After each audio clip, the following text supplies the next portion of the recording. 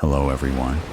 This is not a story for the faint of heart. Today, we will be stepping into the darkness of the most gruesome cases, where evil not only exists, but also leaves bloody and haunting traces. This is Real Gruesome Murder Cases, a series of true stories about murders that made the whole world shudder. If you are ready to face the cold truth in the gruesome corners of humanity, come with me to delve deeper into each case. Shadowed intentions. 3 women missing so far. 3 women in just 6 months. The Daily News has become obsessed with the narrative, smothering us in stories from every angle. It's all anyone is talking about, since everyone has an opinion. It's always the husband, the shopkeeper says matter-of-factly, crossing her arms. Did you hear that she turned down a colleague for a date? Sounds like he was bitter about it, murmurs the waitress at the local cafe. Maybe if she didn't sleep around so much, she wouldn't have gotten herself into trouble, says the barkeep, waggling a knowing eyebrow my way as I pretend to nod in agreement. Plenty of leads, a few arrests, but still no dice. 1 missing woman is a tragedy. 2 is cause for panic. 3, there's near hysteria. Businesses are closing their doors well before dusk, and schools have moved to home learning via video calls. By the time night falls, an unenforced curfew has rendered the streets deserted. No one walks home alone anymore, except for me. I don't have a choice. I've been following the same path through the city for 3 months. I'm taking care I keep to the well-lit routes, always looking over my shoulder, making sure I'm fully aware of my surroundings and paying close attention to the few people who dare to walk along the main road with me. I try not to look too nervous as I clutch my handbag tightly to my side and walk quicker than usual. Before I left, I set my smartwatch to monitor my heart rate rather than show the time. The beat is faster than usual, as it has been every time I've stepped out into the night for the past 3 months. There's something different about this evening, though. I can feel it in the crisp air. Tension courses through my veins, settling uneasily in my stomach. The darkness is almost suffocating, weighing down upon me as I walk away from the center, the distant hum of traffic fading as I turn down a quieter road. A lamplight flickers above me, highlighting the cracked pavement in a strobe effect. Not that I would wear anything else given the circumstances, but I'm glad I'm wearing flats tonight, considering the amount of rain we've been having. Imagine twisting my ankle because my heels caught on a dodgy bit of tarmac hidden by a puddle. And there it is, a footstep. I spin around, facing the danger behind me head on. Am I sure? The night remains almost perfectly still, aside from the flicker of movement from leaves still clinging to the almost empty branches in the trees above. Tilting my head, I listen, focusing all my energy into honing in on that specific sound. 10 seconds pass. I hear nothing out of the ordinary. On the contrary, it's deathly quiet. Slowly I turn around and continue my journey, sneaking a quick glance down at my watch. 110 beats per minute, getting faster now. The slap of my boots against the wet pavement echoes down the narrow street.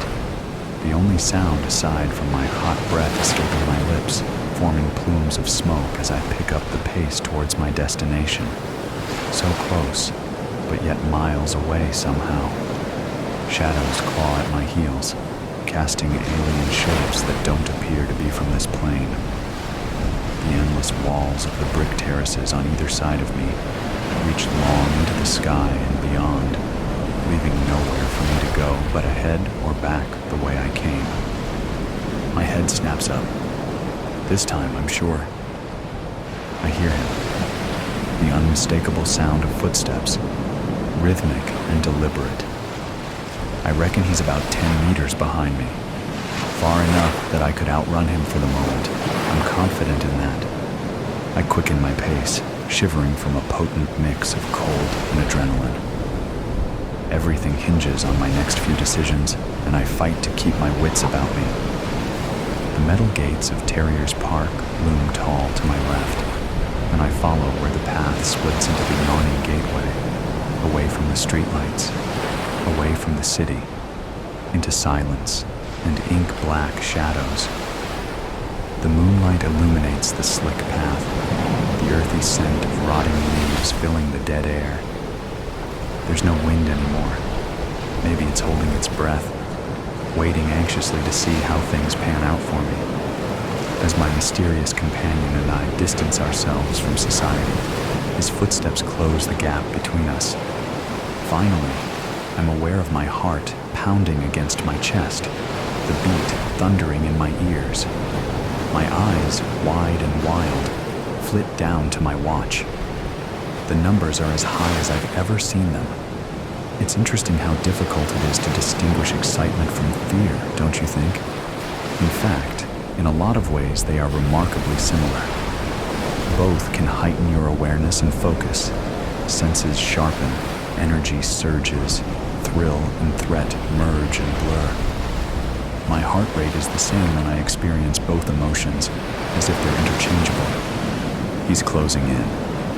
I feel his menacing aura maybe 3 meters behind me, just as we reach an area with bushes. We're alone, completely alone. Perfect. Bag already unzipped in anticipation. I slide my hand in and wrap my fingers around the handle of my gun. 3 months it's taken me to catch his attention. 3 months to make sure the cat would become the mouse. Finger tight on the trigger. I slow my pace, welcoming his breath on my neck. Before he can raise the hammer above his head, though, I whirl around like a dust devil, eager to look into his eyes. I watch as it dawns upon him that, in his arrogance, he's neglected to account for the fact that there's more than one serial killer in the area. I inhale the cold sweat of fear that pinpricks his brow as he realizes that, after tonight, only one of us will be left standing, and it isn't going to be him. Blind panic sets in, and he runs. I make sure he doesn't get far. Pretty, yet deadly. The warmth of it all was intoxicating. Her heartbeat went crazy as the blood was trickling down her face, onto her chin, and down onto the marble floor. Why did this feel so good? Why was this easier and easier? Addicting. The crowd cheering made her feel the world spinning around her, like that one time she tried drugs. Would this be just as hard to give up on like the drugs as well? The constant craving for that feeling, but not the aftermath. She wondered what the aftermath would feel like. But for now, there were still 4 more people she needed to worry about before she could think of tomorrow's reality. Standing over the corpse, Alex just now noticed the gruesomeness of what she did. This was a hate fight as well. All that mocking in the back rooms, all those invasive touches and stares that made her feel violated. Growling, she smacked her head with her foot, the crack of her bones making Alex almost gasp in pleasure.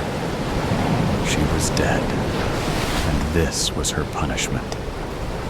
Now her pretty white dress that Kira mocked her for was stained red with her blood. A strap was ripped, but she didn't care. The pretty girl won, turning towards the crowd.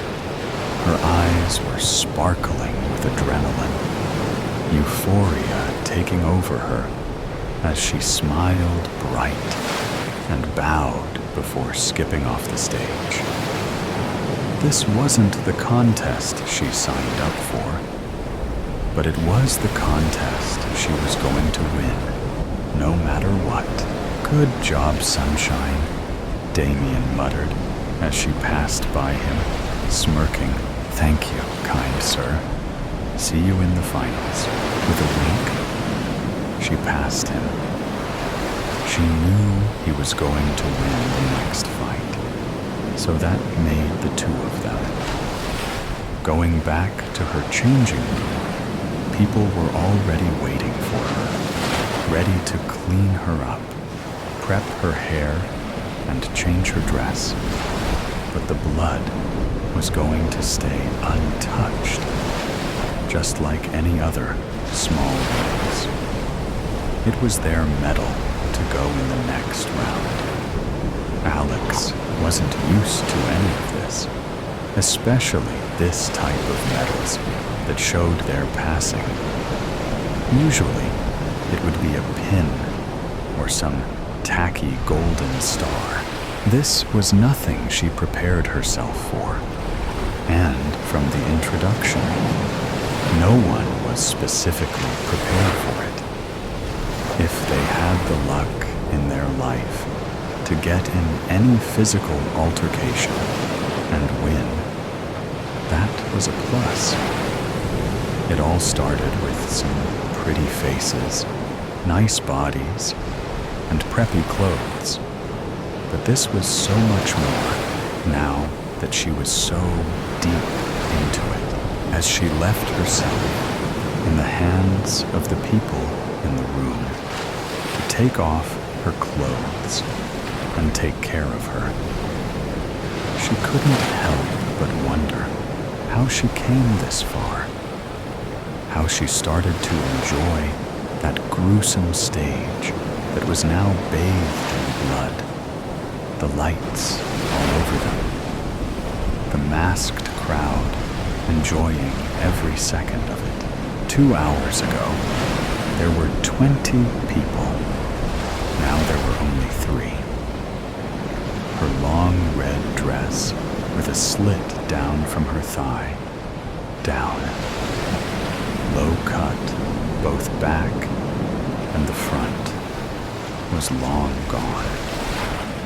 Alex loved that dress, and she loved how it showed off her curves and long legs. But now it was long destroyed.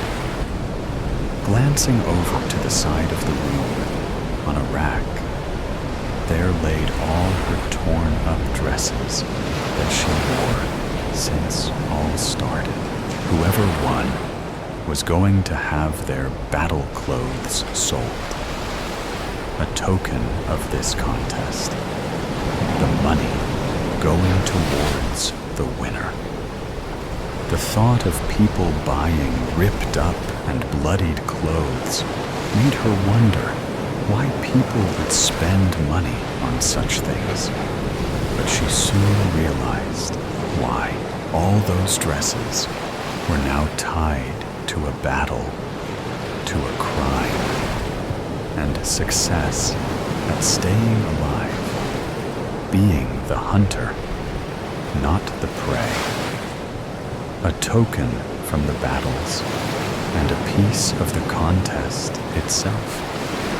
They were still calling it a contest, not just a fight until death. If they wanted help in the last round, they needed to win the hearts of the crowd, voting each round on who would win, and then at the end of each fight, keeping scores. It was a system from 1 to 5. They revealed what would happen at the end. The one that got the highest rating would mean they are the public's favorite, which would bring its benefits.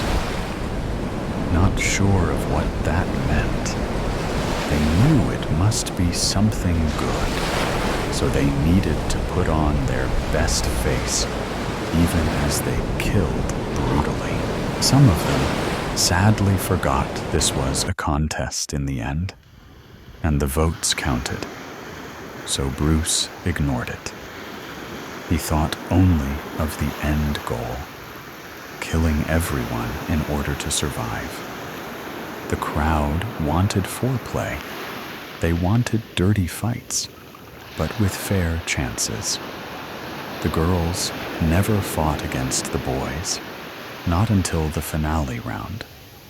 They wanted the thrill of a long, bloody fight, hearing them growl and cuss with each new wound, with each new bruise and cut, seeing them fight for their lives, seeing the growing desperation as one of them realized this could have been the end, and tough decisions were going to be taken.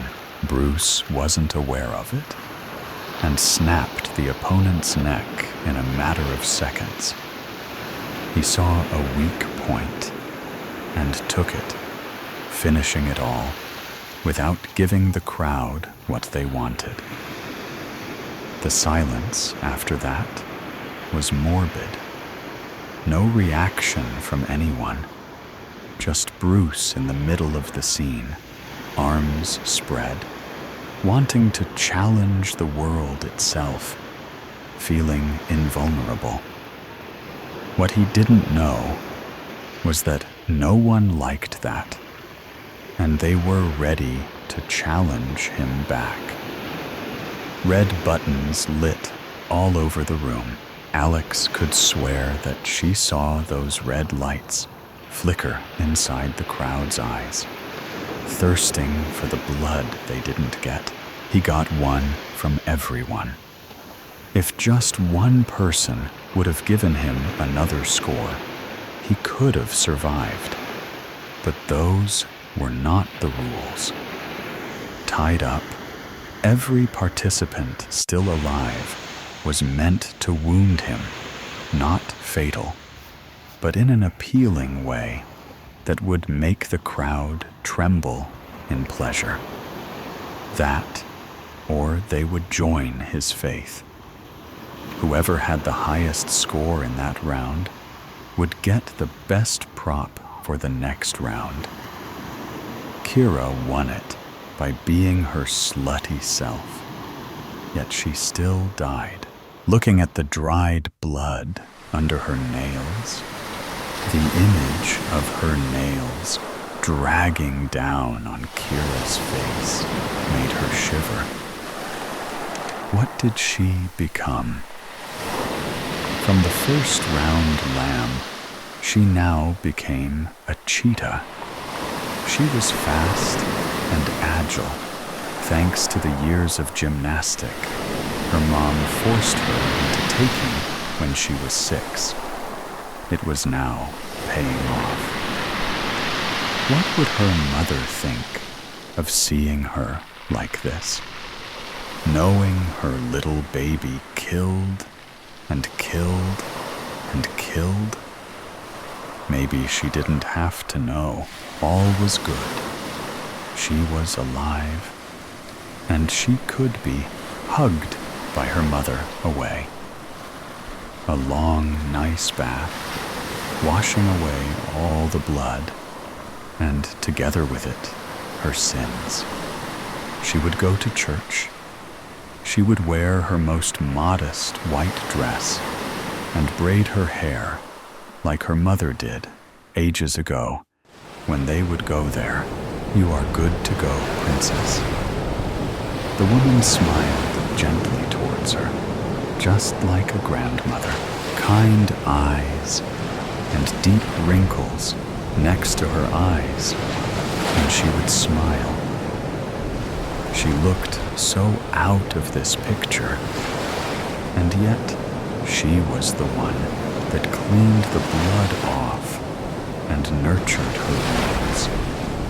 If she could look at her with this kindness, even after knowing and seeing all she did, her mother will as well. She loved her, her little angel. This is suiting. Alex exhaled as she stared at herself in the mirror. An angel. Another white dress, long and flowy. A pair of wings and a sparkling tiara. The blood wasn't even bothering her. It looked like a second skin now. A piece of her. Something that she shall never be able to wash. Always seeing it stain her in the mirror. The next thing she knew was that she was back on the stage, face to face with Damien. Dressed as the devil itself. Black shirt and burgundy vest, shiny shoes and black pants, tiny red horns on his head. He was beautiful, she had to admit to herself once again. And if this was a normal contest, she could imagine herself at the end of it, with him at her side, arm around her waist. Both winners, prizes in their hands, a pretty image. But there was going to be just one winner, and the prize would be their own lives, still being alive. You look angelic. He laughed, his fingers gently tracing her face in the eyes of the crowd. Smiling, she placed her hand over his, keeping it on her cheek. So warm and gentle, making her insides wrestle inside of her. The thrill she felt as she won. But those long fingers were going to soon strangle her, digging deep into her, wanting her dead. You look devilish yourself. She smiled as she placed her hand on his chest, feeling his heartbeat. So close. She didn't want this. She wanted to be done with this bloodshed. But it was her or him. Getting close to him, their lips gently touching. She gasped as he kissed her back, his hand on her neck, pulling her closer. This was what the crowd wanted, right? A show. To see them suffer. For them to feel their pain while they weren't losing anything. A love story would make this so much better. A cliché. But it was a cliché because people enjoyed it, always watching it. Kissing harder, she moved her hand towards her wings, detaching one, grabbing tight. Before she left the dressing room, the showmaster brought her another pair of wings, congratulating her on her scores and her new prop. One glance towards the old lady, and she realized what it meant. She saw her assemble the wings, so now she did the opposite, cutting her hand on the blade, grabbing tight on it, and lifting her hand. She stabbed the wing deeply in the back of Damien, just as he used one of his horns, stabbing her in the back as well. Both collapsing on their knees. Neither of them stopped the kiss, becoming just more intense as the crowd gasped. It was just a matter of time of who would bleed faster, who would turn cold. They were going to die in their own way, and they were going to wait. Witness, she saw him. She saw him get killed. She saw the life drain out of his eyes. She heard his screams of pain. She heard the footsteps of the murderer as they ran away. She felt a tingly sensation course through her. She felt a tight knot form in her chest. She witnessed it all, But no one believed her. Not a soul, but she knew it had happened. Her eyes couldn't have betrayed her. She wasn't dreaming, nor was she hallucinating. The rasping of the man's finest breaths and the crimson blood were all too vivid for it to be a figment of her imagination. She was there. She was watching. She was witnessing. She had approached the body, hands trembling. The man lay in a pool of his own blood beneath her feet, his body peppered with bullet wounds. His glassy eyes were rolled back, showing only the bloodshot sclera of his eyes. Her fingers were numb as she had dialed the number of the police. Her breath was shaky, and her voice was uncertain. She told the officer on the phone what had happened. "May I ask what your name is?" The officer had questioned. She responded softly. A moment went by. Her eyes widened as the officer started to laugh. "Nice try. Don't joke that much. We all know murders are implausible." The officer had drawled before ending the call. The phone fell out of her hand and landed with a thud on the ground. What was the officer talking about? She clutched her heart with both of her hands and fell to her knees. What is going on? Her head was spinning.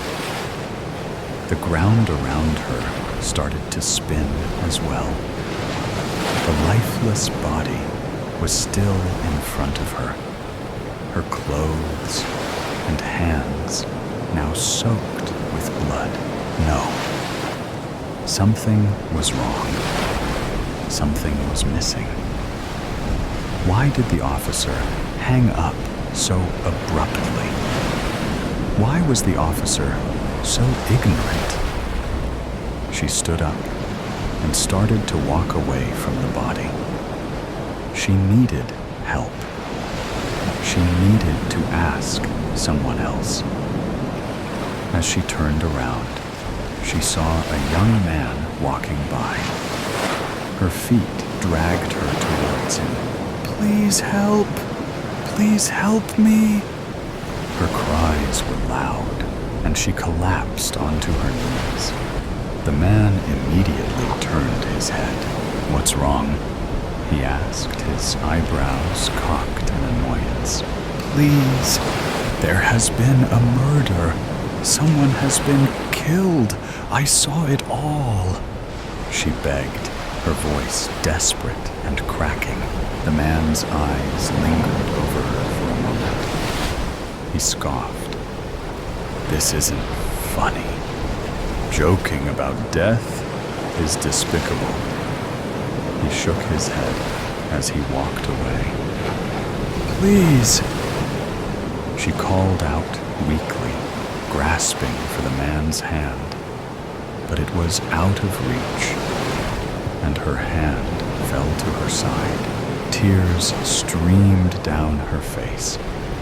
They tasted like salt and regret. "Stop. Stop it. Stop crying." She kept scolding herself as she slowly stood up. "Stop being weak. Make them believe you. They must believe you." She hurried back to the scene of the crime. The knot in her chest tightened even harder each time she saw those lifeless eyes. It was as if they were chiding her, tormenting her. She grabbed her phone from the ground, making sure it was still functional. She wanted to call the police. She should call the police. But what if she got in trouble? What if they didn't believe her again? She shut her eyes as pain filled her body. Her words had failed her once again. Her mouth refused to open, refused to fight back. How weak she was. She crumbled to the floor in tears. After all, that was what she was best at, crying. All she could do was cry. She couldn't even stand up for herself, couldn't even prove something. And she hated herself for being so useless. Her mind was swirling with thoughts. She couldn't swallow, nor could she speak. Her throat was dry and hoarse. She still knew she wasn't dreaming. This is real. She is real. It had to be real. But why didn't anyone believe her? Why was she never given a chance? Her breathing started to slow down. Her tears lessened. What if it is a dream? But in my dreams, who am I?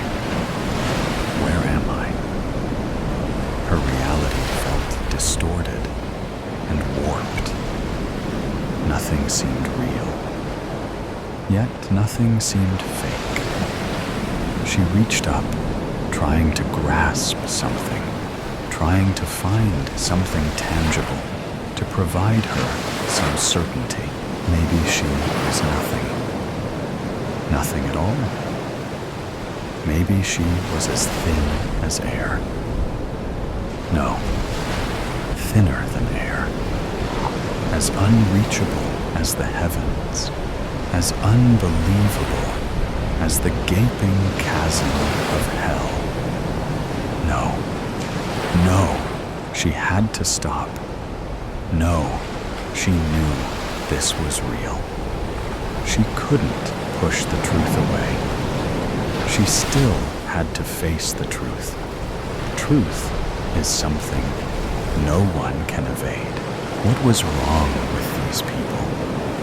Were they just merely stupid or oblivious? Or did they just not care? Why did they not believe her?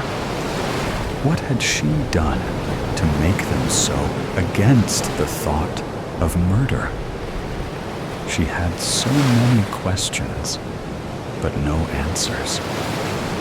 But there was only one way to elucidate these questions.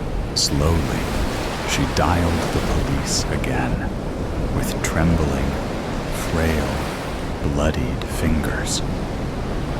They picked up. Hello? I'd like to report a murder. She begins once more, telling her story. All right. What's your name, miss? The officer asks. But before she can respond, the man cuts her off with a chuckle. Just kidding. We don't need your name for a prank. She opened her mouth to protest, but the call ended. Slowly, she pushed herself up, wobbling a bit. She took a moment to stabilize herself, then inhaled sharply. Her eyes were closed, and her face was pointed towards the blue sky. Her eyes slowly opened after a brief pause, glimmering under warm rays of sunlight. My name, she began quietly, swaying gently with the wind, is Elora Bathory. She giggled, then disappeared into the shadows of an alleyway, twirling a gun in her hands. Murder in a dream. Halvar sat in his office, browsing the police file of suspects and cursing his brain for not remembering anything regarding the incident. The doctors told him the blow to his head was severe. It gave him a concussion, after all, and that it might take time for his memory to come back, if it did at all. Hall, without turning his eyes from the computer screen, he waved a hand. "Come in, Siegfried." His assistant walked into the office, placing a hand on Halvar's shoulder. "How are you? Still can't remember anything," he said, scanning the faces of every known criminal in Norway. He recognized a few of them, having captured them himself, but none rang a bell as to whom might have killed two of his friends and placed one in a coma. "He's got to be here somewhere. Hall, you should rest," Siegfried said, placing a cup on his desk. Steam rose from it, spreading an invigorating scent of coffee. "We are looking into every possible avenue. I have to regain my memory," he said, scrolling further. He had to. It was the only way. He must have seen the killer just before the hit on the head knocked him out cold. His mind held the only real evidence they had, the only evidence to help turn suspicion off of Halvar himself. Siegfried sighed and retracted her hand. "We talked to Olaf, the studio owner, again. He said he left the place early that evening and didn't see anyone but you and your friends coming in. Nobody else was scheduled for practice either. The single security camera caught no one else entering the building. That camera's position is awkward," Halvar said, rubbing his eyes. He hadn't slept in a day. He didn't like what sleep brought. The killer could have entered through the back or by the window. Did Olaf tell you about his back door? How he's too cheap to have it repaired? Anyone could enter. In fact, could the man himself be responsible? He did complain often about the noise of Halvar and his band playing, even though they paid to rent his studio for practice. Hall, I can't imagine how hard this must be for you. I know how close you were with them, how much music meant to you. I hope that Bjarka makes it, and I hope you get some rest." Halvar sighed and listened to Siegfried's footsteps leaving the office. The cup of coffee rested on the desk, smelling heavenly. He turned to say thank you, but his assistant was gone. Instead, he noticed the pictures on the office walls, his formal detective license, a photo with the whole police department for Christmas 2 years ago, and a framed picture of him and his 3 friends playing live at a local festival. 2 of them were dead now, 1 in a coma, the result of some lunatic bursting into the studio and killing everybody.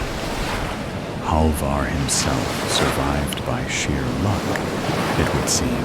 "I'll find out who did this," he thought, turning back to the screen. "And no law or moral code can save them from me when I do."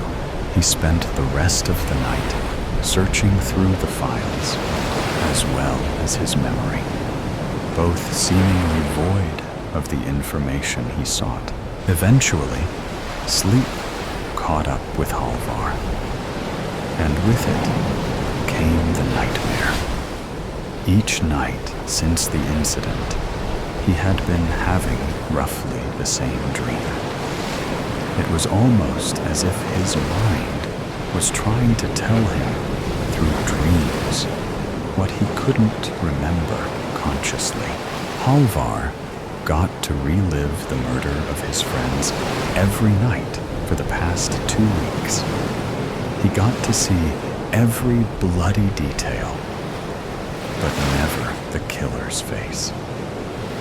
That detail always eluded him, and with each dream, he thought he was getting closer to the truth. Each time, the nightmare would reveal a bit more of what happened.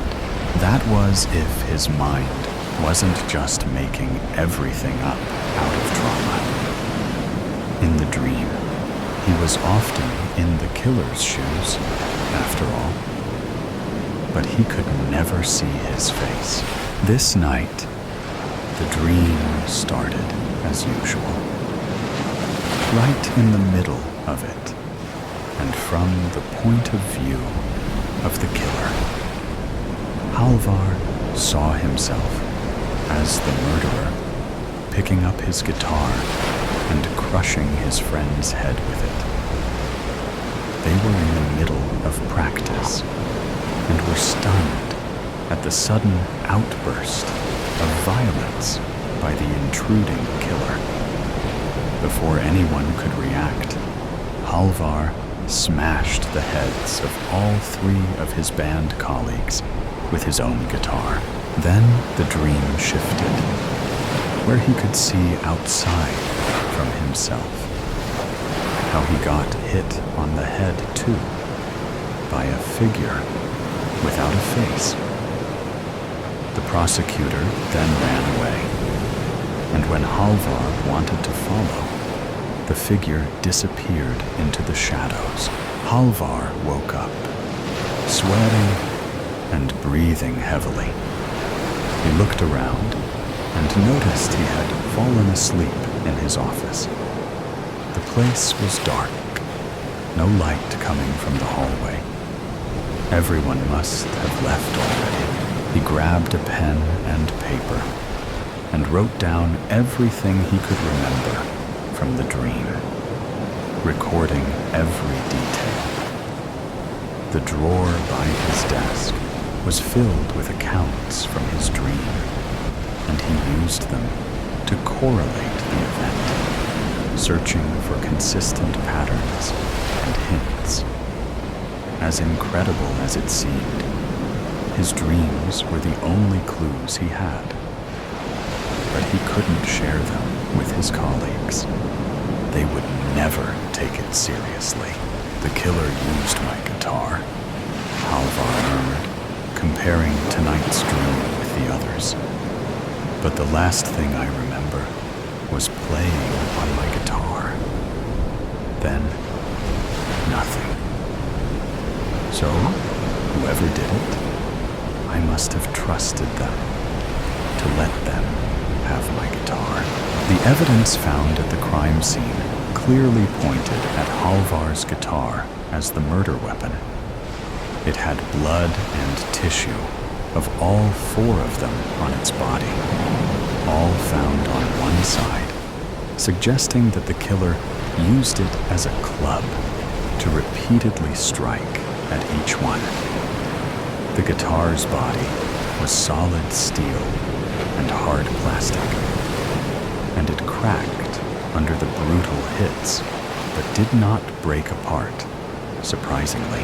So the killer must have known how strong the instrument was, so he could perform precise strike with it and not have it break in the middle of his assault.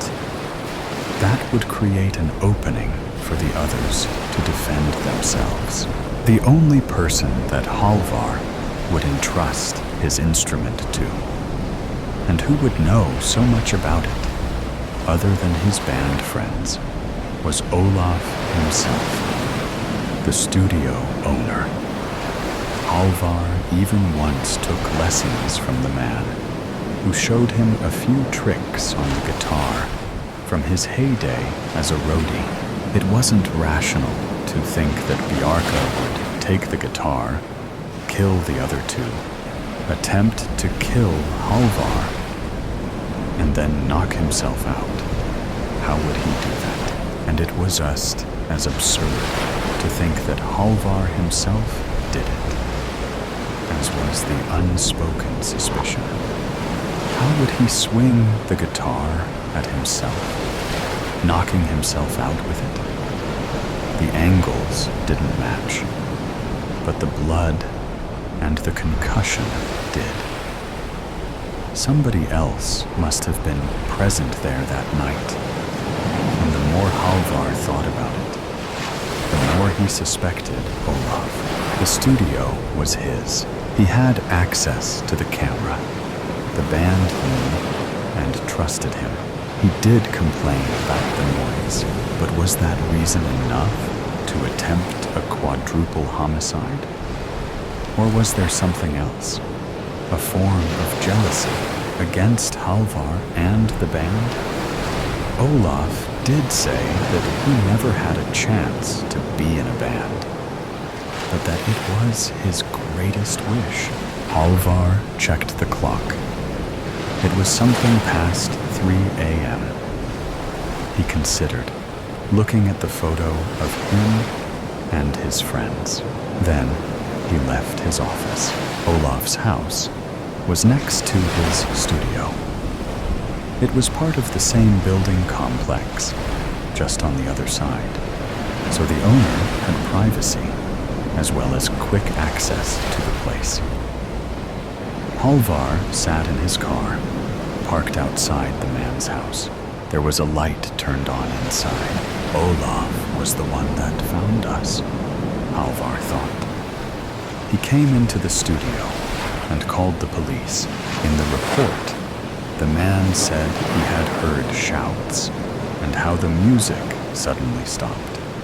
So he had gone to check. The more Halvar considered, the more sense it made. The man pretended to have stumbled upon the murder scene, to have an alibi. Halvar waited in his car, considering whether he should confront the man, considering if he could even do it. As he waited outside of Olaf's house, the pain in his head from the blow returned. Halvar took some painkillers and watched the window, wanting to catch Olaf in some act that would rat him out. In a whirlwind of thoughts, and with a headache pounding, Halvar must have fallen in a pill-induced sleep, as suddenly his mind was back at the incident. This time, he saw more of it. That sounds terrible, Hal, Biarka said, grimacing on the drums. Are you sure you can play the guitar, mate? Halvar ignored the remark and focused on playing the solo. They were working on a new song, and it was a pain to get it right. Sounds to me like he's butchering somebody, Damus, the bassist, commented. Must be the stress at work, I reckon. They laughed. Typical guy talk. Halvar tried his best, but failed. His fingers were just too slow. The solo too technical and complex. His mind was sluggish, indeed from stress at work. There was a dangerous killer on the loose, and they had finally gotten a lead. Halvar just wanted to relax and let go for a few hours with his buddies. But all he could think of was the brutality of the recent murders.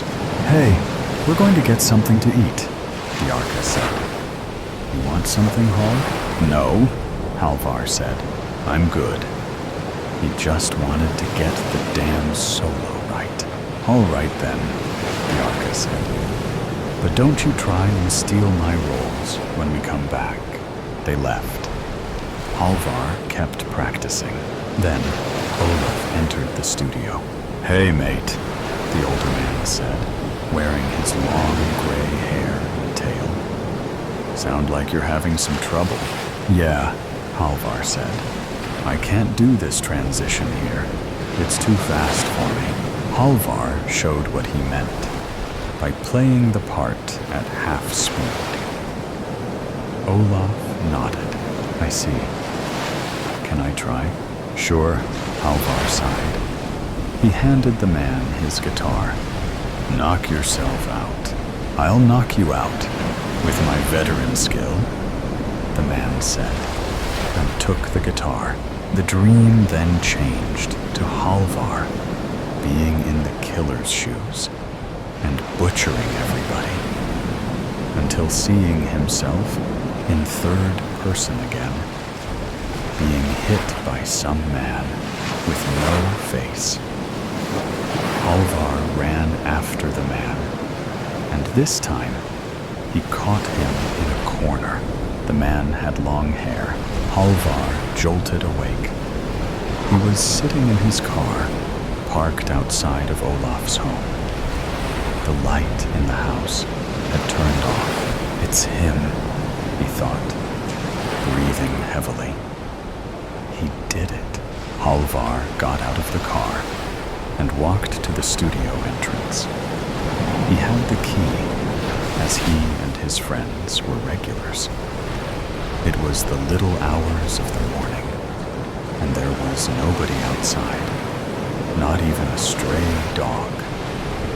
Halvar unlocked the door and removed the police tape, entering the crime scene. He knew that the studio and Olaf's house were connected by a passage for practicality.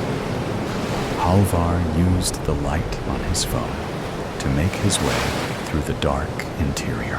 If it really was you, Olaf. Halvar hurried through the passage, entering the man's living quarters. He'd been there once or twice when Olaf invited them over for a drink. Building his alibi. Plotting, even then.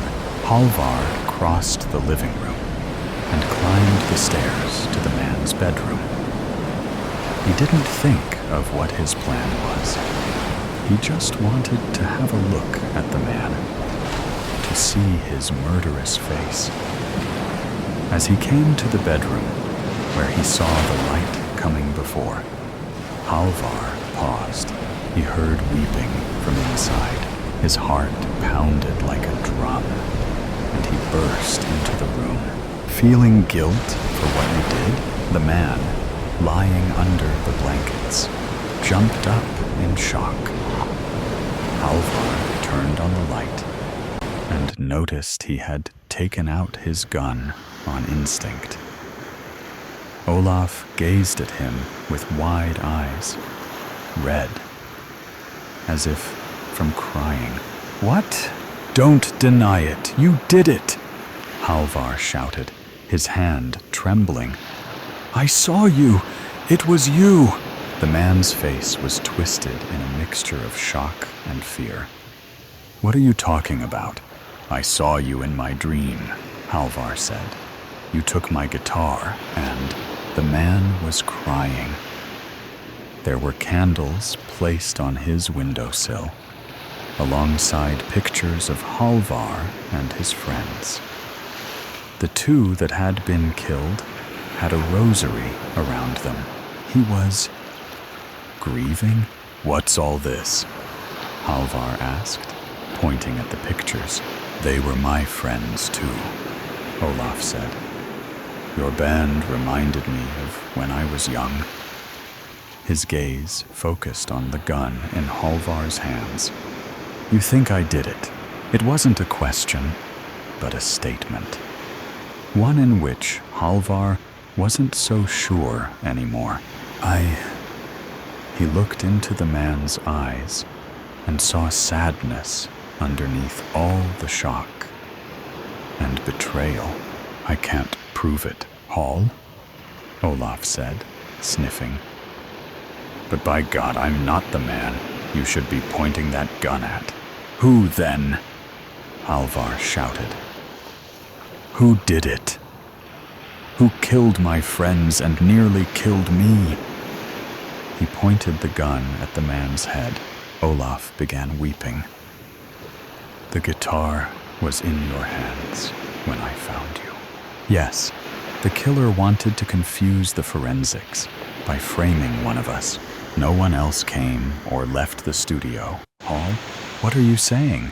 Olaf glanced at the gun again, then at Halvar. Are you here to kill me too? Halvar balked. Olaf pissed himself, a dark spot appearing on the bed sheets. The man was genuinely afraid of him. Halvar suddenly felt deep shame, and he lowered the gun, running out of the room and out of the house. No, it can't be, he thought. If Olaf didn't do it, who then? He started the car and drove back home, where he took a bottle of scotch and began drinking. He demanded from his mind to remember all of it, to remember things clearly, without dreams and illusions. His head began hurting, but he didn't take the pills. They would only distract his mind. Halvar emptied the bottle and paced around his room until he collapsed in a corner and wept for his friends. Once again, sleep took over, his body and mind exhausted.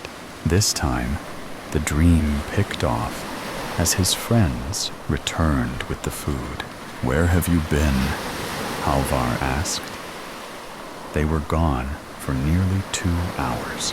Bjarka giggled like a schoolgirl. We went to get food. They all had red faces and were snickering like teenagers. Have you been smoking weed? No, Damus said. They snickered some more. Halvar sighed. We were supposed to practice tonight. You should chill, Detective Oyolf, their lead singer said. You can't play that guitar anyway. He turned to the other two. Hey, maybe we should cut his hair. If he can't play, then he's not a true metal fan and shouldn't have long hair. The three laughed, obviously talking gibberish, but Halvar, being frustrated by his stressful job, having to deal with murderers and psychopaths all day long, just wanted to lose himself in the music with his friends. But for some reason, couldn't get the creative juices flowing. And had enough. Something snapped. He grabbed his guitar and began playing. The guys turned to him. Whoa, look at Hall. He's on fire. Halvar played the solo with fury. He struck every note on the spot. Yeah, man, that's the thing. Then he came to the hard part. He followed Olaf's instructions and sailed through it, racing to the finale. Seems Hall's been practicing while we were smoking. Halvar's muscles tensed as he got to where he always failed. He struck the notes, one by one, the pick flying over the strings. But his fury was too much. He broke a string, and the guys giggled. Halvar smacked Bjarka straight in his laughing face with the guitar. The man fell over like a chopped log. Then he hit Damus, who was too stoned to register what was going on. Halvar repeatedly hit the man's head until it cracked, and the guitar strings vibrated from the impact, playing a sinister echo. Olaf wanted to run away, but Halvar chopped him down by hitting his side first, and then smashing the man's head, breathing heavily, feeling all his frustration boiling in him.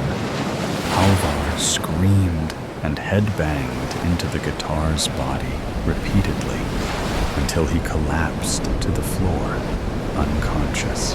The dream shifted outside himself, and he could see Olaf stumbling upon the aftermath. Mortified, Halvar jumped up on his feet as the doorbell rang. His fists were clenched, as though he still held the guitar, and he breathed heavily, confused. He was at home. He just woke up from a dream. Someone was at the door. Did I really kill them? Halvar ran a hand through his sweaty hair and walked to the door. He took one deep breath and opened it. It was Sigfrida, with 2 other officers by her side, Halvar's colleagues. "Hall?" she said, her voice painful. "Yeah?" he groaned. Bjarka woke up. "We have some questions." Accusation. Pounding the tarmac, she bolted down the garden path like an Olympic champion at the start gun. She quickened her pace to an all-out sprint, whilst the springing, graceful steps of 20 miles earlier had long since disappeared. The slapping noise of her flip-flops resonated around the vandalized walls of the housing estate with a clanging echo. She didn't know where she was, nor did she know where she was heading, but she knew she had to get far away from him. Flashing in her eyes, an image of a wedding dress consumed her thoughts. She wanted to tear it and rip it up and throw it at him. Throw it at the man that she could never marry. For God's sake, I'm only 16. I can't get married, she thought. Tears blinded her, and she turned, running as quickly as her long legs could carry her. She bolted down the alley. The pounding noise of her flip-flops reverberated off the walls of the alley, along with a clanging echo that matched her heart, throbbing inside her chest, filling up with acid. Her legs couldn't go on anymore. There she saw it, a barn. It blossomed on the hill amid the grass and the meadow flowers, as if one day it sprung up from some precious seed. I have to go in there, just for a little while, and I will go back home soon, she thought. Opening the door, the smell hit her first as she lugged open the unwieldy, russet-painted door adorned with its tired hinges that creaked like the moaning of cantankerous old men. Collapsing down, her legs couldn't carry her anymore. They were filled with toxins, lost in the rhythmic percussions of her steady breathing. She closed her eyes and imagined herself in college and getting a degree. However, that dream seemed so unrealistic. Invading her steady breaths, a sound of murmuring pervaded the ambiance, and it was coming from outside. Lifting herself up, she carried herself forward and looked out of the cracks in the door. In the middle, a man was begging on his knees. She saw that his face was bearing with the congealed blood, and his clothes were in an utter mess. However, they showed him no mercy. Surrounding him a tall man was clutching onto his shirt and ripping it apart. In front of him, a much slender man gave him a red eye. His left eye was swollen. He couldn't be seeing a thing out of that, and his face was more purple than brown. She couldn't look. Her eyes widened, and lip trembled. Plummeting onto the floor, the man laid there. He was dead. Calling out from a distance, she could hear a voice telling them to bury him there. Nevertheless, she couldn't see who it was and couldn't seem to recognize this voice. Just like minions, all the men dug holes with shovels and buried the man, leaving no evidence behind. Tears burst forth like water from a dam spilling across her face. The muscle of her chin trembled like a small child. Salty drops fell from her chin, drenching her kurti. Many thoughts pervaded into her mind. She had never seen these people before, even though she lived in a small village in Pakistan. Going towards the way she came, she ran back home. I can't be here anymore, she thought. Howling wildly, the rain lashes the concrete breeze that made her lose control. She ran through a maze of buildings and winding side streets as the sky rumbled, and heavy rain bounced off the cobblestones. A storm smothered the sun, graying the world around her. Drops of rain beat against her skin like hammers. Reaching home, she ran up to her apartment and banged on the door. Getting inside, she ran to her room and closed the door.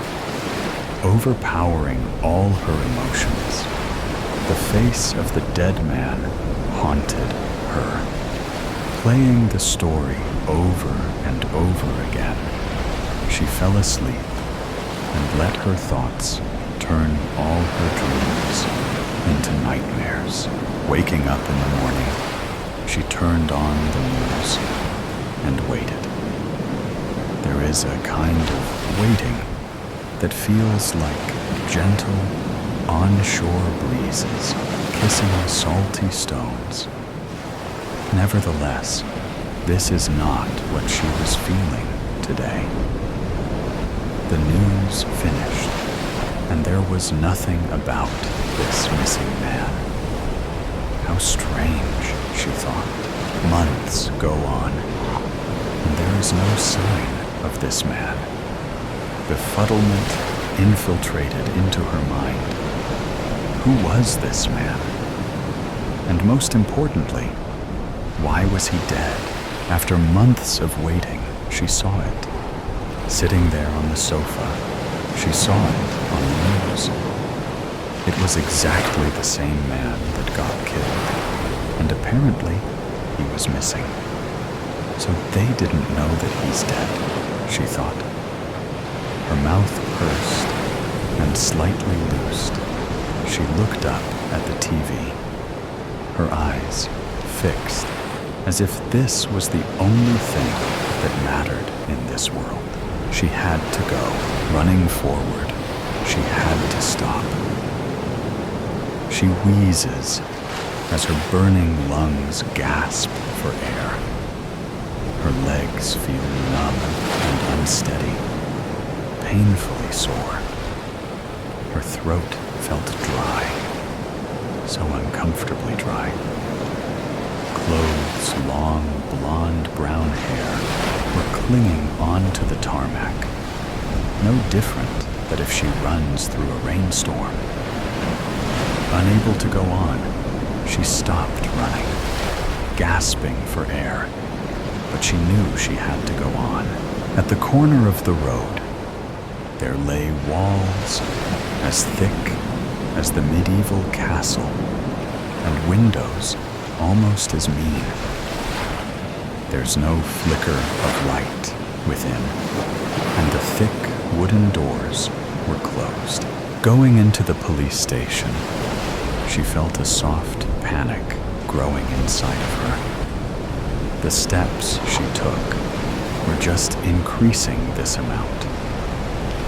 It will fade if I back away, but then I have to do this all again another time. It will grow if I let these thoughts swirl into a vortex of stupidity, eating their own tail. Or I can breathe real slow. Let the thoughts leak into the ether and be the real boss of myself, she thought. Approaching the officer, she sat down and told him about what she had seen that night. She told him about the beating and about them burying the dead man. Walking past him, a tall man looked at her, and suddenly she remembered him. It was the same man that clung to his shirt that night. Getting up off her seat, she pointed at the tall man. Sweat trickled down her face and etched marks onto her skin. But she had to do this. Miss, I think you are getting a bit hysterical here. This man works with us, and he would never do such a thing, said the officer. Whist. He examined her up and down. He couldn't understand her. She looked like she was telling the truth. But Hassan couldn't have done this. I do trust him, thought the officer, and he was part of the Commander League, and is soon to get promoted into officer. Telling her to wait in the courtroom, he dismisses her so that he could talk to other members of the department. Just stepping into the courtroom is making her breathing rapid and shallow. She can feel her pulse pounding in her temples. It's a relief to get to the chair. Otherwise, I would have tripped, she thought. Now, only silence lingers in the air. She shivers in the claustrophobic common room and waits for the signal. But a small sigh of anxiety leaps out of her mouth. Tersely, her eyes flicker to the building's whist. She bit her nails to the core, beckoning her to come in. The same officer takes her back into the office. However, they go further in, and it's like nowhere she has actually ever seen before. The fear sits on her like a pillow over her mouth and nose. Doubting her decisions, she tells herself that she had made the right decision. Once again, fear found her. It spoke to her in its cackling voice. It told her legs to go weak, her stomach to lurch, and her heart to ache, as that is what happened to her. She knew she had to keep going, because the truth was just seconds away. Stepping into an exquisite office, she could see the posters hanging and the files stacked up neatly. Getting introduced to the other officers, she sat down, and in the process, she saw the slender man and recognized him immediately, because he was the one who punched the dead man. And instantaneously, she got off her seat. This is the man who punched the dead man. Laughing hysterically, all the officers got up off their seats and surrounded her, just like they did with the dead man. The officer who she met first started talking. "I believe that it is you who killed him," said the officer. "Isn't that right, Commander Abad?" "Yes," replied the commander. The voice sounded so familiar in her head, but why she thought. Then it clicked in. He was voice who told them to bury the dead man. Feeling an overwhelming feeling of disgust, she stood up and went towards the commander. "You did all of this," she snarled. "No, I didn't." "Officers, can you please put her behind bars? And that is an order," replied the commander. Locking up her hands, the officers grabbed into her shoulders and took her away. Trying to justify her case, she had no luck. The constricted feeling grew inside of her, as if she was strangled by just the air about her. She glances upward to the surface, and her heart rate rises.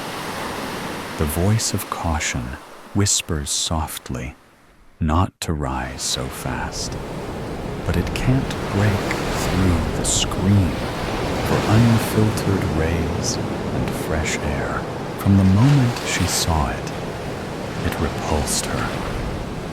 These walls cannot hold a prayer, nor can hold a spirit. And I belong here, she thought. Surrounded by 4 white walls, there was nothing else to do but stare at them, to look at the paint that had started to chip off as time passed, or gouged by other prisoners. Anything to pass time, slowly going mad, theorizing absurd meanings from the wall's blank stare. And this is what I would be doing here, she thought, getting thrown into prison. She screamed and shouted like there was no tomorrow, and flung her arms across the cell. I can't stay here, she thought, and not for something I didn't even do. I did not kill the man. It wasn't me, she shouted. But no one heard her. No one ever did. Just another nameless victim. I just spent the entire evening in the library reading romance books with him, wanting nothing more but to feel his lips against mine. In shock, I quickly turned my head to face her. Her black hair was flowing with the wind as she leaned against the bridge, staring out at the ocean. It was beyond beautiful. What? I managed to get out. Yep, it was you the entire time. She turned her head slightly, meeting her alluring hazel eyes with mine. We've been best friends for over 3 years now. We've gone from rivals to classmates to friends to best friends. And that's where it was supposed to stop. Nothing more, nothing less. But the more I got to know her, and the more I got to spend time with her, the faster my heart went. Every single time. And it was only until this very moment I figured out that I wasn't the only one who felt this way. A few minutes before, OMG, they found each other in the end. Now they'll get married and be together forever, she fantasized. It was adorable how oblivious she acted, as if the world was nothing but sunshine and rainbows. You realize they probably won't get together again, right? Stop being such a pessimist, Dill.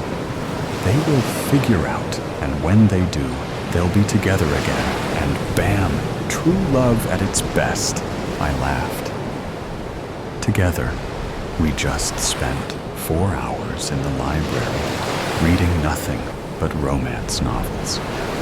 It was supposed to be enjoyable, but when you have feelings for the girl that you're reading them with, it's hard not to feel a smidge of jealousy whenever the main characters do anything romantic.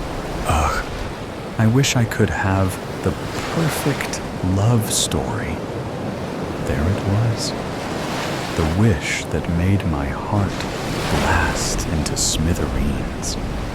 She had a crush, one that was obviously not me. She always ranted on and on about him, how she liked him, but he didn't like her. I felt the exact same way. Well, maybe if you would just tell me who he is, I could help you, I say, trying not to sound anything but teasing. Even though she's everything I wanted, I still want her to be happy, even if it meant that it wasn't with me. Do you really want to know? She reeled, leaning towards me, trying to get me to back down. I played along. I really do, I teased, leaning closer. I could feel the butterflies forming in my stomach. Okay, how about this? I give you a bunch of hints, and with them, you try to eliminate and figure out who it is. Easy enough. She leaned even closer, waiting for me to accept the challenge. I'm about to have my heart broken. I know it, but I still end up learning closer to the point where our faces are only a few inches apart as I whisper, "Game on." He has brown, messy hair, and his name starts with the letter D. 10 minutes passed. We decided to walk home while playing our game. Over 50 possibilities eliminated. Only 3 left. That leaves Darren, Dwayne, and Dawson, I observed. So close. All right. Here are your final 3 hints. He's a bookworm with amazing grades. He's one of my friends, and he has an interesting past. I process the pieces of information, making 3 crosses, each through someone's name. Wait, everyone's eliminated then. There's no one left. Confusion rises as I go through the hints and the names, seeing if I made a mistake. Nope, there should be one, she softly says. At this point in time, we were already halfway home, stopping right in the middle of a bridge, surrounded by cherry blossom trees. I stop to think as she leans across the railing, facing the ocean. That's impossible, I comment, going through the names for the second time, still lost. Want another hint? Present, I thought. It was me? I'm in utter shock. Has it really been me the entire time? Yeah, She pauses. Suddenly, she spins around, facing me, eyes glassy. It takes a minute to realize she's crying. Hey, what's with the tears? I carefully ask as I slowly reach my hand to touch her soft, warm cheeks. I caress her face, stroking my thumb across her cheek. wiping away her tears. She doesn't respond. She just dips her head so I don't see. I carefully pull her head back up, trying to word what I want to say carefully. Hey, look at me. Slowly, her eyelids open, and her eyes, once again, find mine. I smile, knowing exactly what I want to say. You know, I've liked you since the moment I saw you. I just was too scared to admit it. Scared that you would reject me. Scared that you wouldn't want to be friends anymore. Scared for our relationship. Yet you still pulled up the courage to tell me, even if it might have brought upon rejection or humiliation. You always were the brave one. That got her smiling. Really? She asks, her smile getting bigger and bigger as I nod. Really? Our faces are only 3 inches apart. I look at her once more. She nods. I have the go. Slowly, I close the gap. Time seemed to stop. The only hint that it didn't was the wind blowing cherry blossoms all around us. My heart pounded louder and louder, feeling as if it was going to burst out of my chest. Every time she leaned in, I pressed harder, not wanting to let go. Her lips felt warm and soft, the only sensation I was able to process. The only hint that this was all real was the emptiness felt when she would slowly lean back for air. But once she came back, it felt like a dream once again. Slowly, I brought my hand to her hair and the other to her face as she rested her hands against my chest. Her hair was soft and smelled like coconuts. Slowly, I brought the hand on her face back to my side and to her chest. Softly, I pushed, applying a small bit of pressure. She leaned back and gasped. I'd finally done it. What? She uttered in confusion. She looked down, and the realization downed her. Why? Tears started spilling as she slowly started falling back. I caught her delicate body in one hand, smirking. I'd give it another minute before you're gone. Any last words?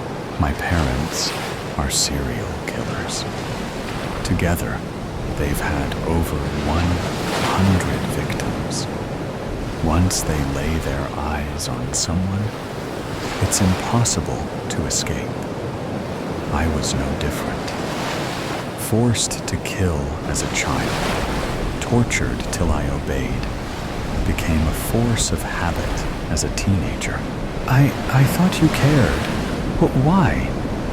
She gasped. You thought you were something special, didn't you? Well, let's make sure we get this right this time. I leaned in closer, enjoying the moment. You are just like the rest of them. I spent 3 years grooming this very moment. 3 years trying to get you to develop feelings for me, only so I could kill you in the most enjoyable way possible. I take a slow, deep breath in, a sense of happiness and satisfaction taking over me. This girl has been the hardest target so far, but I've done it. I drove the knife into her. She gasped, trying her best to stay alive. but it was of no use. The knife was deep enough into her heart to only last her a minute, tops. I gently lay her down and pull the knife out. She softly screams in pain. I get up, take one last look at my best work, smile, and walk away, spinning the knife, covered with blood in my hand. Did you ever love me, Dill? I stop. I only was able to get a few steps away from her before she screams those 6 words. I refuse to turn back, but I can't help but answer. No, you're just another nameless victim. Banana robbers! They were laughing as they took the last of the money from the friendly banana bank. They knew that after this day, that they would be the richest bananas of the banana world. They had to make a quick escape, though. The alarms were ringing in their ears. The banana cops were on their way. They could just hear the cops as they ran. Be Banana and Go Banana made a great team. They were the best bananas at robbing.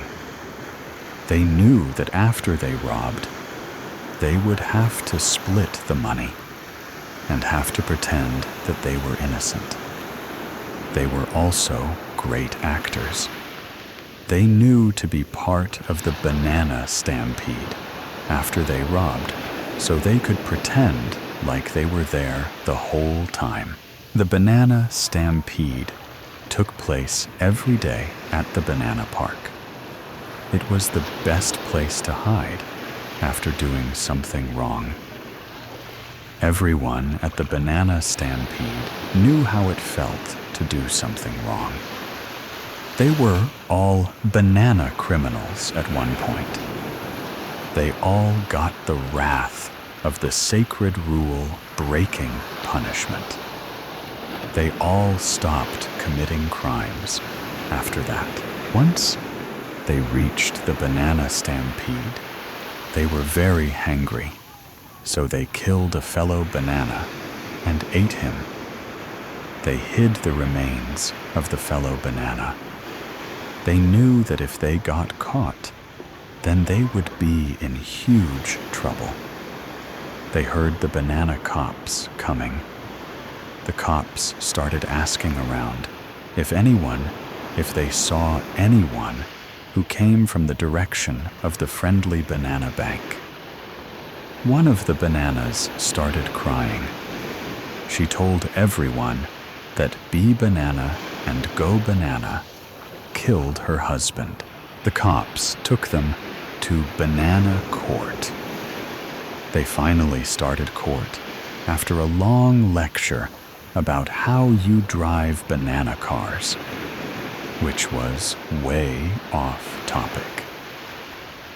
They had the whole banana stampede there that was not causing a stampede currently. They had a bunch of chairs in random groups. The judge was sitting down in a giant chair with bananas all over it.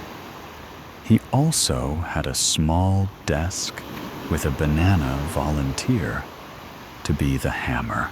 Welcome to the all-wonderful court, where we find out if you are guilty or not.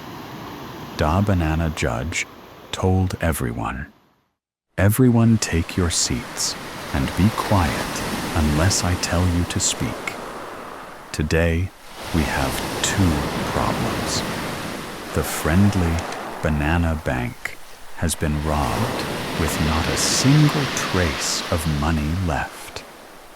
There was also a murder at the banana stampede that was caught by Mrs. Banana witnessed.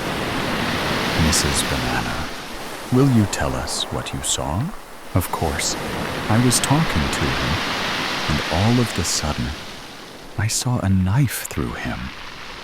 I looked behind him, and I saw Be Banana and Go Banana with the knife. Then they ate every single little piece of him. It was like a nightmare, Mrs. Banana declared. Be Banana and Go Banana, you two have earned 10 seconds in jail so far, Da Banana judge said. Mr. Peel, you said you saw who stole the money from the Friendly Banana Bank. Will you tell us what you saw? Yes, I was walking my banog, and I saw Be Banana and Go Banana walk into the bank. I stalled so I could see what they were doing. After a while, they came out with stacks and stacks of money. I ran as fast as I could to the nearest cop. I told them what I saw. That day, I also saw them steal all my banog bones. I was so mad. I wanted to tell the cops, but I thought that it wasn't as important as other things. Mr. Peel said, "Thank you, Be Banana and Go Banana. Will you tell us your side of the story to see if you get 15 seconds in the corner or not?" Da Banana judge said, "Yes, the wonderful judge. We were at the banana restaurant, and then when we were done, we saw Mr. Peel steal the money. We saw him run to his house and then tell the cops lies. When we went down to the banana stand and saw Mrs. Banana murder her own husband," Go Banana said. By this point, the room was filled with murmurs. Everyone was standing, and they were scared to know who was the actual imposter. The volunteer banana hit his loudly and hard on purposely. The room filled with silence. "Thank you. I cannot tell who is guilty or not, so you four get to go to jail for 20 seconds, Da Banana judge said. Be Bananas, Go Bananas, Mrs. Bananas, and Mr. Peel's faces were filled with shock. The banana cops pushed them into a jail. 20 seconds later, they were free to go out. Be Banana and Go Banana knew that that was an awful punishment and that they would never commit a crime again. But one thing bothered them. They wanted to know the punishments. They knew that they shouldn't commit another crime to do it, but catch someone committing a crime. One day, they reported someone stealing someone's jewelry. It was Mr. Chop, who was a retired server. Once they got to court, there was another lecture about how it is so easy to turn sides, and another lecture after that about what kind of bananas make videos. Finally, court started, and they found out that Mr. Chop was actually just helping a friend return jewelry. No one was put in jail, but on the way out, while DA Judge was having a conversation with other people, Be Banana and Go Banana stole the sacred rule book. They almost got caught, and they decided to take a drive. They didn't take just any drive. They took the longest drive ever in the banana history. The drive took 12 hours, 59 minutes, and 59 seconds. The next day, they went on the second longest drive in the banana history. They drove through mountains and valleys and finally onto the banana interstate. This is a robbery. This is a robbery, I said calmly, pushing my golden hair behind my shoulder. Bring me everything. Ma'am, Just do it, I told the bank teller firmly, giving him a look. It wasn't a glare exactly, more like one of those looks your mom gives you do something wrong. I wasn't threatening him. I didn't even carry a weapon with me. But he was going to do what I say. I stared into his gold green eyes with my baby blue ones, telling, insisting, he did what I asked. See, I didn't give orders. I never had to. People, especially men, just listened. This man, however, with his long black hair and mysterious green gold eyes, was stronger than most. He hadn't set off the alarm. He was considering it, though, his eyes darting to it nervously, then back at me. He scanned my figure, not with desire, but as if he was searching for the weapon I didn't have. We stood like this for many minutes, no one else taking note of what was happening.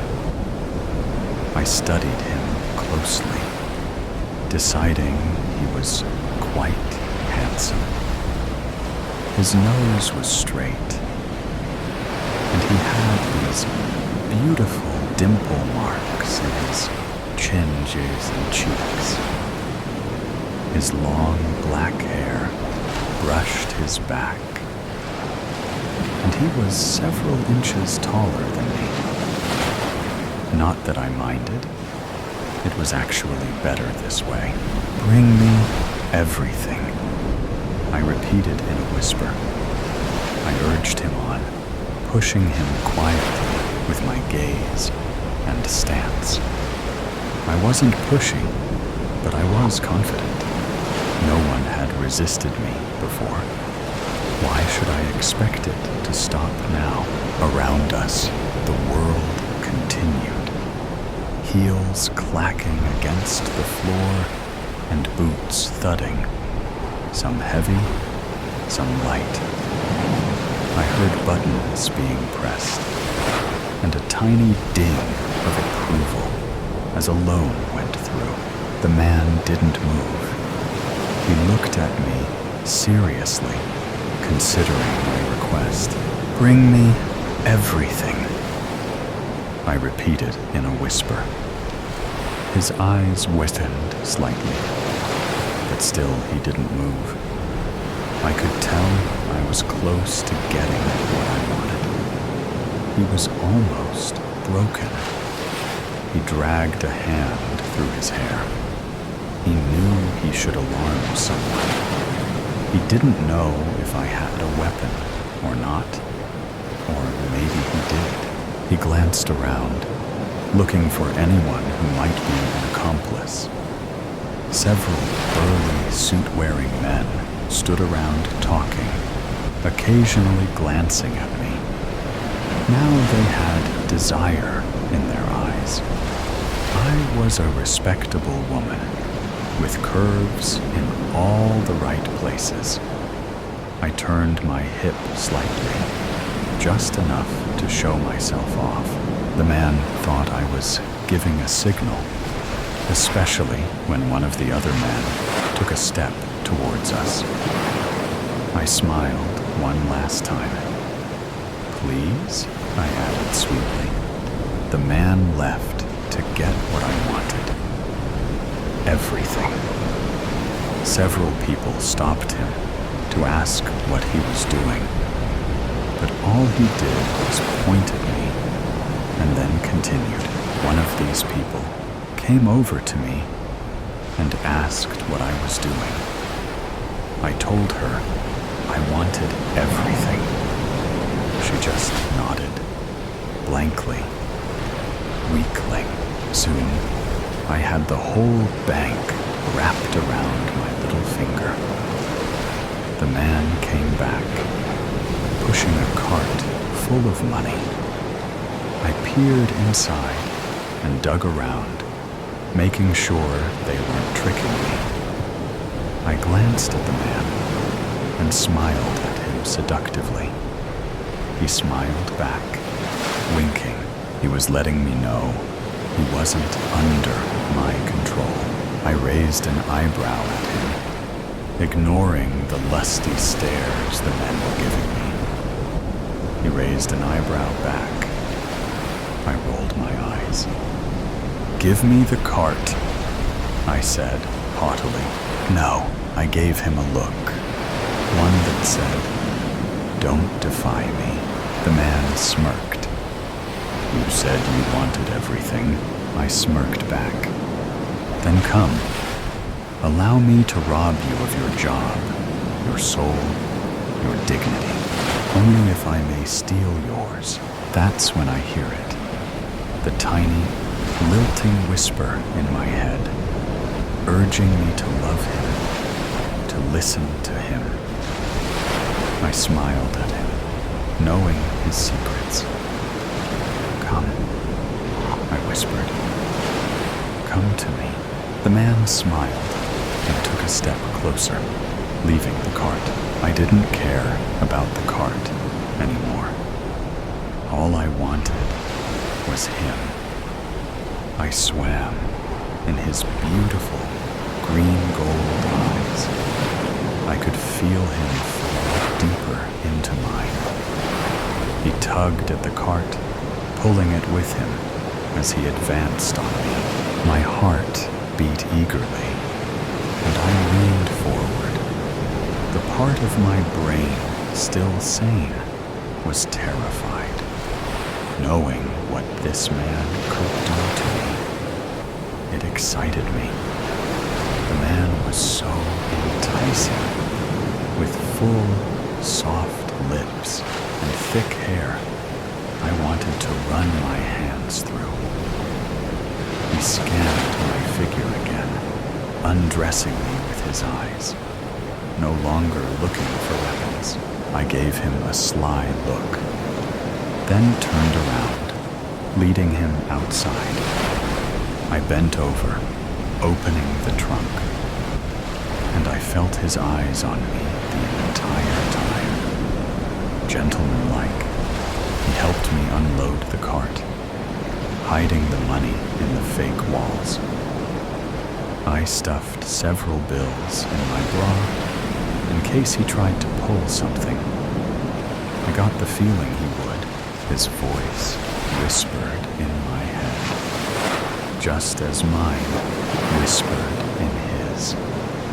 I excited him, and he tried to pull me against his chest, but I only smirked and pulled away, climbing into the driver's seat. I allowed him to sit shotgun. I was already several miles down the highway before anyone at the bank realized what had happened. It was too late now. I already had the money. I glanced at the man. We had the money. The man noticed me looking at him. His hand slid over the seat, resting on my thigh. I glanced at him slyly. "What? You looking to have some fun?" "Of course. But ma'am, you never allowed me to finish my sentence earlier." I frowned. I had no idea what he was talking about. The man sighed. "I was going to say, I know your secret." I raised an eyebrow, pushing my hair back. "Oh? You're a siren," I smirked. "Not quite. I am what you are." The man's eyes widened nervously, like a cornered animal. "No? Oh yes, the man drew his hand back, knowing he now had no power. I had robbed him blind. He thought he had control, that he had power, that he had strength. He didn't. All he had was an illusion. I laughed, and without pulling over, slid over into his lap. Now give me everything. The man, who had been excited minutes before, only looked terrified. We were cruising down the interstate with no one at the wheel. I only grinned. This was going to be fun. Baby revenge, Shalini. Life in New York seems to be carrying on as usual. Sirens are wailing in the air. The smell of hot dogs and coffee mingled in the air. The noise of the traffic, honks blaring, traffic and pedestrian lights beeping filled the air, along with jazz music coming from shops. Somewhere, I could hear the subway train rumbling into the station, but in every New Yorker's mouth is the latest gossip news. The murder of the infamous supermodel, Laura Myers, who was pushed from her balcony of her penthouse and plunged to death by her ex-boyfriend, Lyle Summers. And few hours ago, Lyle Summers confessed for the murder of Laura Myers. I walk down the sidewalk, bumping onto people, hurrying back to my apartment.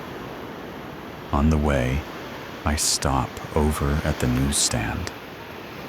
On the front page of every magazines and newspapers was the picture of Laura Myers, looking glamorous in a photo shoot on one side, with the picture of Lyle Summers looking gaunt and disheveled, leaving the Manhattan police precinct. I pick up a newspaper and read the front headlines. The supermodel fell on her death. Boyfriend responsible for the murder. The headlines sounds like something out of a crime show. I paid a disgruntled-looking man who owns the newsstand and then shovel the newspaper into my bag before heading towards the subway station. My phone starts ringing, and I groaned as I look at the number on the screen. It was my friend, Jenna, who was calling. "Hey, Jen, I answered, but Jenna broke in. "Shalini, have you heard the news?" Jenna shrieked. "Laura is murdered." "Yeah, it's the talk of the day," I mumbled as I climbed down the stairs to the subway station. "Hey, Jen, I am going to be on subway. I'll call you back." And I cut off the connection before Jenna could reply. I got into the train and then sit next to two women who seemed to be carrying on some excited conversation. Little did I realize, as I sit next to them, that they were, of course, talking about Laura Myers' murder. I, anyway, sit next to them and pretend to be absorbed into my phone. "Oh my God, I can't believe Laura is dead," one of the women exclaimed, as if she was sad that she lost her sister or something. "Rather murdered by her boyfriend Lyle," the other woman snorted. "God, Laura and Lyle are not made for each other. I mean, I don't even know why a glamorous supermodel like Laura would date a nobody like Lyle. After all I heard, he is just a bartender working in some bar in Brooklyn. Did you hear the latest grapevine? Apparently, Laura was having an affair with Joshua Schoenberg, the The Joshua Schoenberg? Like the Senator Schoenberg's nephew? The one who looks so handsome, like a movie star?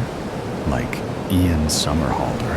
Yeah, that one. That's Lyle was jealous and upset, and that's why he ended up killing Laura. The woman shakes her head, like she is disgusted. About a month ago, at a fashion show, Laura and Lyle got into a heated argument that the security had called in to escort Lyle out. Well, finally, Laura decided to move with someone of her league. The woman replied. Joshua and Laura would make a perfect couple.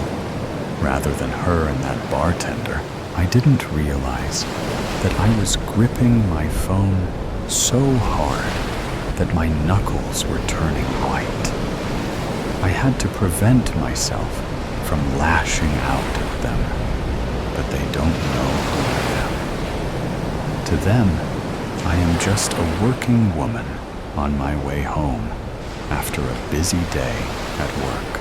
Thankfully, I got off from the train and walked quickly towards my apartment, leaving behind the noise, and into a somewhat bum and quiet neighborhood. I fumble with my apartment keys and quickly enter into my room, closing the door behind me. I dump my bag on the sofa and then sit heavily on the sofa and start sobbing. I then wipe my eyes with my hands and then get up, breathing deeply. Slowly, I dialed a number. After about a few rings, she picked it up. Mama! I started sobbing into the phone. Ciao. A few days before, I look at the pregnancy test and see the 2 lines on the stick. I am pregnant with Joshua Schoenberg's child. Should I feel joyous? I should, but lately I didn't. Joshua was not like the man I used to love. He told me that it was embarrassing to introduce me to his family because I am not white. I am a Sri Lankan. Then why did you date me? I have yelled at him. To my anger, Joshua simply shrugged. Because I enjoyed dating you, he replied with a smirk on his face. And gradually, I realized that he was having an affair, not just with an ordinary woman but with a glamorous supermodel named Laura Myers. He had taken her to places where he would never take me, and had even introduced Laura to his sister, Margot. Tears streamed down on my cheeks as I realize that he doesn't love me the way he does with Laura Myers. Racism is involved in this. I thought Joshua didn't have any racism in him, considering he was half Jewish through his father, whose family emigrated from Europe. But Joshua was too embarrassed to introduce me even to his family, because I was not white. Nonetheless, I decided to call Joshua and tell him the news. With shaking hands, I dial his number. After about 5 minutes, he answered the phone. What now, Shalini? He answered gruffly. I am busy. Joshua, I stammered, and for a moment, my voice was frozen, as if I am unable to speak anything. Shalini, I don't have time. I thought I gave you money. His tone was impatient. I am pregnant, I blurted out loudly. There was silence on the other end, and for a moment, I thought Joshua had ended the connection. But I heard his raspy outtake of breath. Pregnant? What? I thought I made it clear, he began. Please, Joshua, please don't tell me to abort the baby, I pleaded. The baby can bring us back to Shalini. I don't want a family with you. I have already chosen someone to spend life with, he said gruffly. Do what you want with the baby. I don't care. And the line went dead. I stared at the phone. Do what you want with the baby. I don't care. Those words felt like sharp, icy words in my heart. Joshua Schoenberg is heartless and a complete different person from the one I used to love. And then I made a decision. I pick up my bag and set off to find Laura Myers. I am going to ask her to leave Joshua Schoenberg alone because I will do anything to keep my baby and make Joshua responsible for the baby. After all, he is the father. Ransom. 911. What's your emergency? An operator spoke through the phone. I need help. My parents were kidnapped, I screamed as I ran through the front door. Can you tell us about your location? They answered. We will send someone over as soon as possible. Yes, please. My house is located on Carnaby Street, and the building number is 544. I quickly answered. I could barely keep the phone up because my hands were trembling so vigorously.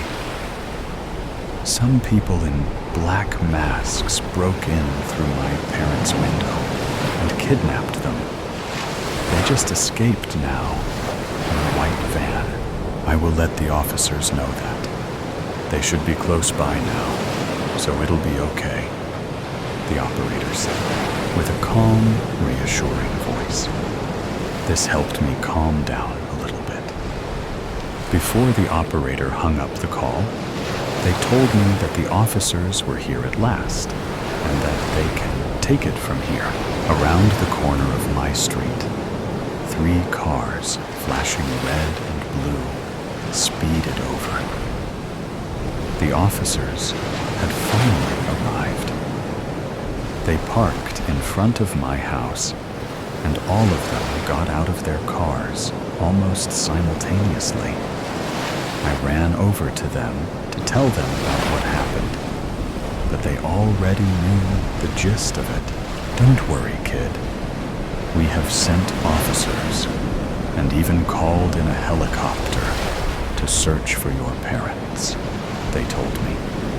Though it might take some time because the vehicle is nowhere in this area. Hearing that, I started to worry all over again.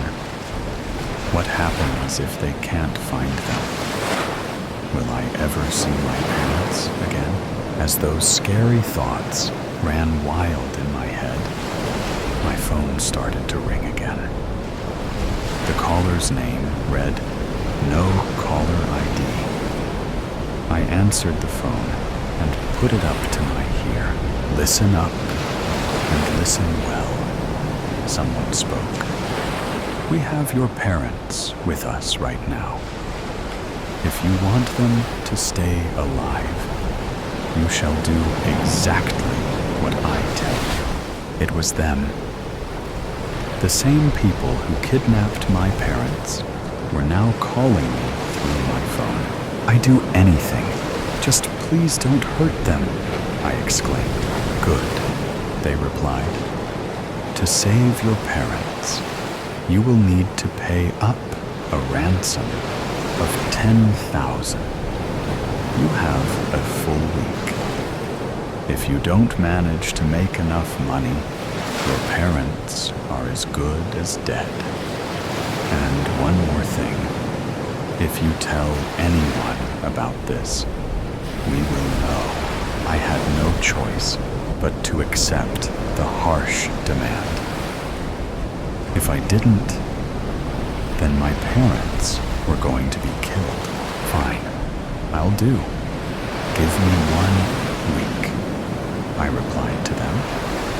When they heard those words, they immediately hung up the phone, as if they were in a hurry. The officers spread out around the house to investigate the crime scene. Luckily, none of them were around me while I was having that conversation. Or else, that would have been bad. They searched for a whole hour, and some even interrogated me as a witness. After some time later, all the officers had left to further look into the case. I have left home all alone, but that wasn't what was bothering me. The kidnappers demanded a ransom of $10,000, but I had not the slightest idea how to earn that much money, which put me at the right spot. A day had passed, and I tried to look around for jobs. However, not a single one of them accepted me because of my age.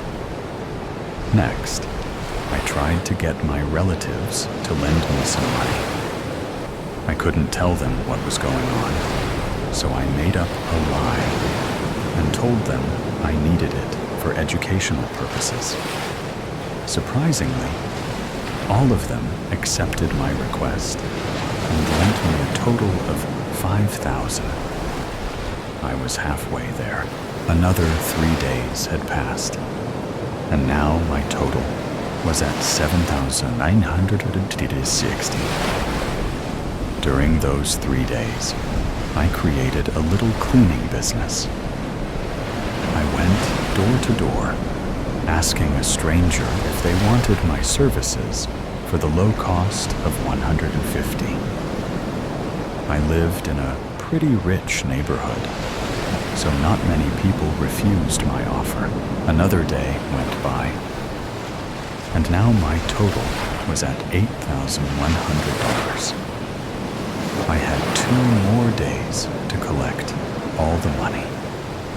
At the rate I was earning money, I was sure to reach it.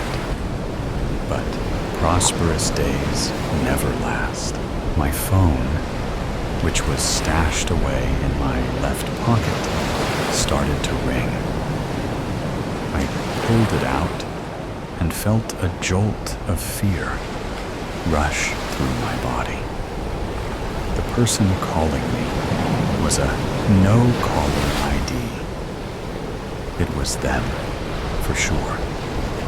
Knowing this, I had no choice but to answer. "Hey there, little guy," the kidnapper teased me. "I can tell you've been working hard to get the money." "Yes, I have. In 2 more days, Yeah, about that," they said, interrupting me. "We have decided that we want our money now. You see, one of our criminal buddies has been put in jail, and we need to bail him out." "Wait, no. That wasn't what we agreed on," I yelled at them. "The deal is supposed to end in 2 days. The person on the phone completely ignored the complaint and started, "So, do you have the money? Your parents are safe for now, and you can save them." I didn't have enough. My total, as of right now, was at $8,100, which left me $900 short. What are they going to do? I don't have enough. But I am so close. I have 8,100. "That isn't enough," they interrupted me in an angry tone. "Bring them out." He clearly wasn't talking to me. Rather, it seemed like the caller was talking to someone else. "Since you couldn't hold up the end of the bargain, we will have to dispose of your parents," the kidnapper said. However, let's make this a little more interesting, shall we? The kidnapper paused for a moment to collect his thought, while I was just standing there, processing everything he had just said. I will let you choose who dies, either your mom or dad. As those words reached my brain, my heart almost stopped. This isn't happening. You have 10 seconds, he said. If you don't choose, they both die. My task was to choose which one dies, and it has to be between my mom and dad. If I didn't choose, they would both die. 10. The kidnapper started to count down. While this was happening, I was frozen in the midst of my raging thoughts. 9. What am I going to do? I have to choose one, or both of my parents are going to die. 8. How could I just choose one? I want both of them to be with me. But I needed to choose. 7. I need to choose, but I can't. I can't live in a world without both of them. I need them both. 6. I can't do this. I can't do this. I can't do this. 5. What? Wait, please take me instead of my parents, I cried out. The kidnapper, completely ignoring me once again, continued to count down. 4. It's no good. I'm forced to choose. This can't be happening, right? 3. My thoughts started to get jumbled. I could not think straight at this point. My heart was beating so fast that it felt like it was going to drop dead any moment. 2 seconds remained, and I still hadn't come up with a decision. Is this how it ends? Was all my hard work for nothing? 1. At the last second, I had finally processed my thoughts. But by then, it was too late. Loud sounds boomed through the speaker of the phone. It was the sound of a gun's firing. Then I noticed what had just happened. On that unfaithful day, both of my parents were killed, just because I couldn't make a proper decision.